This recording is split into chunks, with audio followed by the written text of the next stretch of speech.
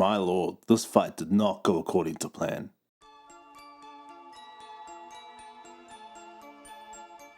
Good morning YouTube, how the fuck you doing? So, it's been about a week since the Jake Paul fight, right? We all remember that. And it almost, there's a left hook. But I'm still riding the high of Jake Paul getting his ass knocked the fuck out. You got knocked the fuck out, man!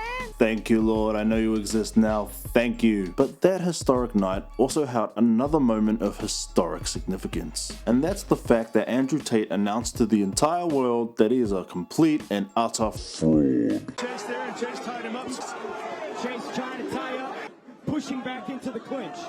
Each guy seems gassed. And Chase is really making it difficult for him, and they're pushing him. Mate, I've seen less homosexual tendencies in a gay bar. What the hell even was this fight?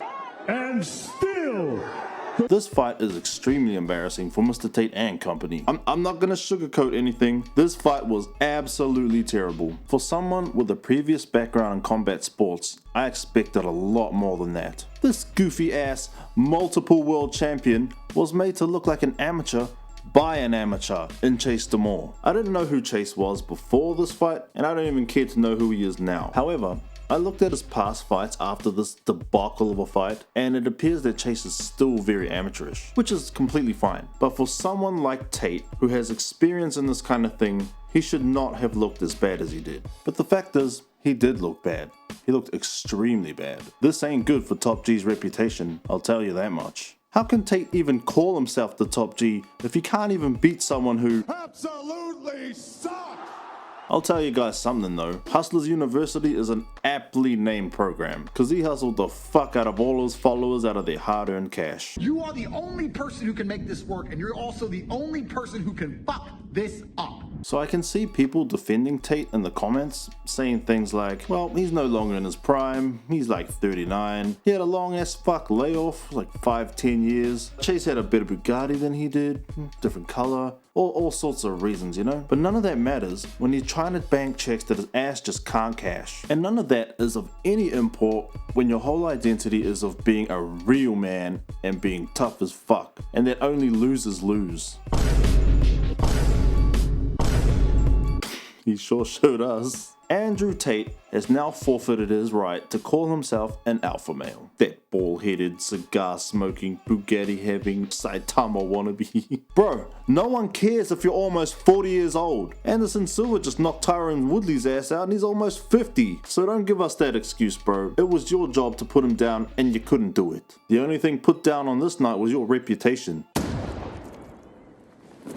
I'm definitely invoking fraud status for this guy. Absolutely. If people do not see through his facade now, then they're just willingly blinding themselves. This fight was an absolute embarrassment, and I hope he never deigns to grace us with it ever again. He should now call himself Bottom G, since he took all of Chase's shots directly to his face. I would say they can both vie for top, but I think we know who's Top G in that relationship. Oh my god! Take the bottom bunk, Andrew. One thing I will say about this whole thing though, Tate did take the loss with class. He didn't give any excuses and he admitted to his loss. Oh wait, oh wait, hold on. Chase deserves this win. I'm really happy for him, genuinely. Never, ever take away your opponent's victory. I got tired after the second round. The first and second round, he couldn't touch me. If I didn't get tired, I would have won. I'm a better boxer. Maybe it's ring rust. Maybe I'm too old. Maybe he's too heavy and he kept leaning on me. The only thing that makes sense is that I was not supposed to win. Maybe the win means more to Chase than it would have meant to me. Maybe Chase couldn't handle the loss. Maybe God decided, you know what, Chase has been through enough with mocking and things on the internet. Chase doesn't need the loss right. Andrew can handle the loss better. Maybe God decided. I would have said that's Top G caliber behavior, but he came out after the fight and he's not taking the loss well. If one were to think about this whole situation, one would say that this has got to damage his image. I mean, the whole alpha male shtick was pretty unbearable, but at least we had Tate's decorations as a fighter to lean on, so there was that. This kind of gave his tough guy persona at least a smidgen of credibility. But now... Cut over the right eye of Andrew Tate. Top G is lacerated. More. Eyeing down Tate. The confidence is growing like this. Big uppercut. What does Andrew Tate have left? And he's down. Demoor right in front of him. Continues to strike. Tate eating shot after shot but time. Pounding away. Oh, Andrew, you are not that guy. The aura loss for Bottom G is staggering. And I don't even know how, if it's even possible, to get his reputation back to where it was.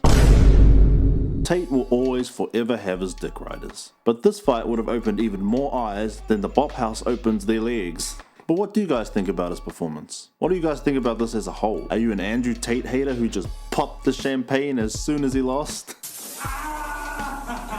In such an embarrassing fashion, I might add. Do you think Andrew Tate loses his respect after this? Or do you think it'll die down in about a week and it's business as usual for Bottom G? Either way, it was fucking entertaining. But that's just my 2 cents on the matter. So have a happy new year, wherever you may be. Make New Year's resolutions that you're probably not going to keep. Sign up for the gym for like the 20th time. Drink responsibly and make 2026 your best year yet. Thanks for watching. I'll see you in the next one. Rose out.